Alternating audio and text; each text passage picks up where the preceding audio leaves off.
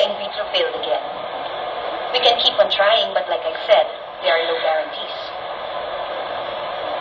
We'll try it again. Let's do it again. Huh? Please. What? Kayo, if you're willing to take the risk. Ang sakin lang naman, the second option is not all that bad. You know, it's just sex. Ano ba naman yun? 5 or 10 minutes lang tapos na.